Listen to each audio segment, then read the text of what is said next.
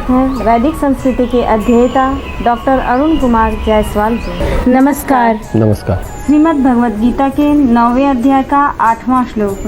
प्रकृतिं स्वामवष्टभ्य विसृजामि पुनः पुनः भूतग्राममिमं कृत्स्नं वशं प्रकृतिर्वशात्। अपनी प्रकृति को अंगीकार करके स्वभाव के बल से परतंत्र हुए इस संपूर्ण भूत समुदाय को बार बार उनके कर्मों के अनुसार रचता हूँ। हमारी एक जिज्ञासा है कि भगवान भूत समुदाय को बार बार उनके कर्मों के अनुसार कैसे रचते हैं। हमारी भी एक जिज्ञासा है कि सभी प्राणी अवश्य है, केवल परमेश्वर ही समर्थ है। कैसे?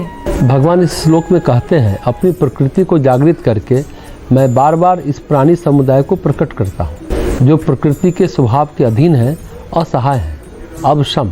सारे प्राणी कैसे हैं? अवशम यानी असहाय। केवल परमेश्वर ही समर्थ है, सारे प्राणी का कोई वश नहीं है। इसी प्रकार प्रकृति का सहारा लेकर इस ब्रह्मांड को प्रकट करता हूँ, मैं प्रलंबित करता हूँ पुनः पुनः बार बार। न जाने कितने जगत पहले हो चुके हैं और न जाने कितने आएंगे। हम मात्र एक जगत हैं, न जाने इसके पहले कितने ब्रह्मांड हो चुके हैं, न जाने कितनी बार इसके बाद हम होंगे। हम अनुमान नहीं लगा सकते। समस्त ब्रह्मांडों की उत्पत्ति के अंतर्गत केवल यह एक घटना है। यह संपूर्ण वस्तु और जीवों का समूह मैं प्रकट करता हूँ और मैं वापस भी लेता हूँ। इस पर उनका वश नहीं है। जीवन और मृत्यु पर वश नहीं है। गुण और प्रकृति के अनुसार कर्म तो होते रहेंगे। भूख लगेगी तो खाना खाएंगे ही। खाना छीन भी सकता है, चुरा भी सकता है, कमा भी सकता है, तो हो गया कर्म। सूर्य का इस पर कोई बस नहीं है। तारों का भी इस क्षेत्र में कोई बस नहीं है। सूर्य उदय होने के लिए भी वश है और अस्त होने के लिए भी, और नहीं हमारा इस विषय में कोई वश होता है। हम किसी विशेष माता पिता की संतान हैं, इस विषय पर हमारा कोई प्रभाव नहीं था। हम पूर्णतः अवशम हैं, अर्थात हम निर्भर हैं। हम स्वतंत्र जीव नहीं हैं क्योंकि हम प्रकृति के वश में हैं। प्रकृति हमारे लिए करती है। इस ब्रह्मांड के प्रकृति के प्रभाव के अधीन विवश असहाय है। इस पर कुछ विचार और करें तो ये और स्पष्ट होगा। जब मैं जीव के रूप में आया तो इस पर मेरा कोई वश नहीं था, और जब मैं शरीर को त्याग दूंगा तब भी इस पर मेरा कोई बस नहीं होगा। लेकिन अभी कुछ समय के लिए मेरा कुछ बस है, पूर्ण नहीं पर कुछ स्वतंत्रता मिली हुई है। जानवरों को उतनी भी स्वतंत्रता नहीं है, केवल मनुष्य कुछ सीमा तक स्वतंत्र है। इसके परे वह पूर्ण असहाय अवशम है। नियंत्रण के अधीन ये वर्तमान अवस्था है। इस अवस्था का सामना करने पर उसे चुनौती देना आध्यात्मिक विकास है। प्रकृति की व्यवस्था को चुनौती देना आध्यात्मिक विकास है। मैं स्वतंत्र होना चाहता हूँ, प्रकृति के हाथों का खिलौना नहीं बनना चाहता। मैं कठपुतली जैसा कि जो कहे करते चले नहीं चाहता हूँ। प्रकृति के हाथों गुड़िया जैसा जो कहे करे। जानवर, सूर्य, तारे यही सब है, लेकिन एक मनुष्य कुछ भिन्न हो सकता है। इसलिए हमें स्वतंत्रता की अनुभूति प्राप्त करने के लिए आध्यात्मिक ज्ञान की आवश्यकता है। मैं स्वतंत्र हूँ। आप कहाँ पर हैं? अपने शरीर में नहीं, क्योंकि शरीर प्रकृति के नियमों के अधीन है। बाह्य प्रकृति के नियम मेरे शरीर में भी विद्यमान है, ये सत्य निश्चित है। शारीरिक रूप से हम पूर्णतया स्वतंत्र नहीं हैं, लेकिन आध्यात्मिक रूप से स्वतंत्र हो सकते हैं। मंसूर को सूली दे दी, दारा को हाथी से कुचलवा दिया, यह औरंगजेब का वश था। वह ऐसा कर सकता था, लेकिन मंसूर की आत्मा पर उसका वश नहीं था। ईसा मसीह को सूली दे दी गई, ये वश था उसका। सुकरात को जहर दे दिया गया, ये व्यवस्था का वश था। लेकिन सुकरात की आत्मा को कैद में नहीं रखा जा सकता। किसी भी प्रकार का वश नहीं था किसी राजा का। अपने शरीर में नहीं, शरीर प्रकृति के नियमों के अधीन है। बाह्य प्रकृति के नियम इस शरीर में भी विद्यमान है, ये सब निश्चित है। लेकिन आध्यात्मिक रूप से हम स्वतंत्र हो सकते हैं। पूर्णतया स्वतंत्र, यही हमारी प्रकृति है। इस प्रकार हम अवशम, असहाय हैं, पशुओं की भांति। गाय को ग्वाला इधर ले जाता है, उधर ले जाता है, चराता है, खिलाता है, पिलाता है और ले जाता है। अवशम पूर्णतः बिना किसी स्वतंत्रता के। प्रकृति को समग्रता में लिया गया तो उसके उत्पाद अवशम है। प्रकृति की सभी वस्तुएं अवशम हैं। प्रकृति के नियमों के अधीन यह एक ऐसी चुनौती है, इस चुनौती को केवल मनुष्य ही स्वीकार कर सकते हैं। मैं क्यों रहूं विवश? जानवर इस स्थिति का सामना नहीं कर सकता, लेकिन मनुष्य कर सकता है। ऐसा हो सकता है। मैं स्वतंत्र हो सकता हूँ, आज़ाद, पूर्णतः आज़ाद। स्वामी विवेकानंद कहा करते थे, मैं स्वतंत्र हूँ, मैं स्वतंत्र हूँ। इस सत्य को जानना चाहिए। मैं प्रकृति के हाथ का खिलौना नहीं हूँ। प्रकृति कहती है रो तो आप रो देते हैं, प्रकृति कहती है मुस्कुराओ तो आप मुस्कुरा देते हैं। ऐसा क्यों है? क्या हम कुछ भी स्वयं के लिए निर्धारित नहीं कर सकते? कर सकते हैं, यदि हम अपनी दिव्य प्रकृति की अभिव्यक्ति के लिए संघर्ष करें। अवशम शब्द का गहरा अर्थ है, यह प्रतिदिन के अनुभव का सत्य है, लेकिन ये अनुभव समाप्त किया जा सकता है।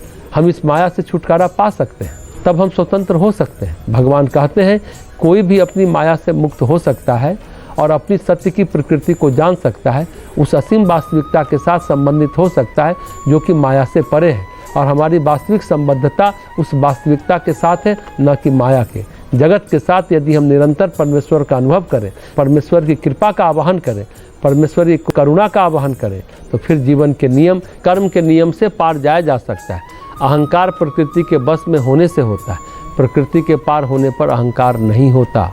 अहंकार तो प्रकृति के तीनों तत्व सत्व रज तम से पैदा होते हैं। अविद्या, अस्मिता, राग, द्वेष, अभिनिवेश, ये 5 चीज़ प्रकृति के 5 तत्व हैं, पुरुष के नहीं, यानी परमात्मा के नहीं है। ये हमें समझना चाहिए। ये पांचों तत्व जो हैं, ये 5 क्लेश हमारे जीवन को पूरी तरह हैरान परेशान रखते हैं, बांधे रखते हैं और जीवन हमारा मुक्त ही नहीं हो पाता। श्रीमद् भगवद गीता के 9वें अध्याय का 9वां श्लोक, न च मां तानि कर्माणि निबध्नन्ति धनंजय उदासीन वदासीनम सक्तम तेषु कर्मसु। हे अर्जुन, उन कर्मों में आसक्ति रहित और उदासीन के सदृश स्थित मुझ परमात्मा को वे कर्म नहीं बांधते। हम जानना चाहते हैं कि भगवान को कौन से कर्म नहीं बांधते हैं। हम भी यह जानना चाहते हैं कि भगवान कार्यों को करके भी उससे विलग कैसे रहते हैं। भगवान इस श्लोक में कहते हैं ये कार्य मेरे बंधन नहीं बनते, क्योंकि हे धनंजय, मैं उनसे तटस्थ हूँ, उनसे अनासक्त हूँ। मैं ऐसा कर रहा हूँ विश्व का प्रकटन, फिर अपने में समाहित करना। क्या मैं उन कर्मों से दुख पाता हूँ? कदापि नहीं। ये कार्य कदापि मुझे नहीं बांधते। मैं सदा मुक्त हूँ, मैं इनसे अनासक्त हूँ, मैं इन सब कार्यों के प्रति उदासीन हूँ। कार्य चल रहे हैं लेकिन मैं उनसे बहुत जुड़ा हुआ नहीं हूँ, इन कार्यों के प्रति अनासक्त हूँ। यह भगवान का स्वयं का उदाहरण है, परमात्मा का उदाहरण है। हम भी ऐसा कर सकते हैं, बहुत से कार्य बिना आसक्ति के भाव से कर सकते हैं। भगवान ने 3रे अध्याय में अपना उदाहरण देते हुए कहा था कि तुम अनासक्त होकर कार्य कर सको तो कार्य तुम्हारा बंधन नहीं बनेगा। सामान्यतः कार्य बंधन का कारण होता है। आप जितना ही कार्य करते हैं उतना ही बंधन में आते हैं, लेकिन ऐसा होना जरूरी नहीं है। सारी बातों की इतर एक और आयाम है जहाँ प्रत्येक वस्तु स्वतंत्र है। यदि आप आध्यात्मिक चेतना का विकास करें तो कार्य भी बंधन का कारण नहीं बनता। अतः भगवान कहते हैं इन सब कार्यों को जो मैं करता हूँ उनमें मैं कदापि आसक्त नहीं हूँ। महाभारत में भगवान कृष्ण की कथाएं मिलती हैं। वे पूर्णतः अनासक्त थे, पूर्णतः कर्मशील थे, सैकड़ों घटनाओं से जुड़े लेकिन बिना किसी आसक्ति के।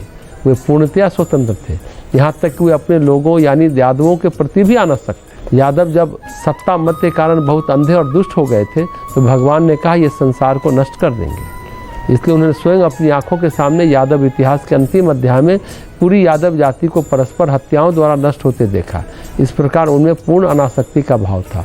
उनके कहने पर राजा सिंहासन से उतर जाते थे लेकिन वे स्वयं राजा नहीं बनना चाहते थे, वे पूर्णतया स्वतंत्र रहे। इस प्रकार की अनासक्ति भगवान कृष्ण के जीवन में दिखाई देती है। वे जो यहाँ पर बता रहे हैं कि यह उनके जीवन में भी था।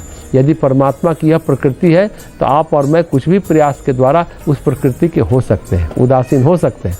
उदासीन का मतलब उत्जोर आसीन, अर्थात जो ऊपर उठा हुआ है, नीचे बैठा हुआ नहीं है। कर्माणि निबध्नति, कोई कर्म का बंधन नहीं है। नम सक्तम, जो आसक्ति में नहीं है।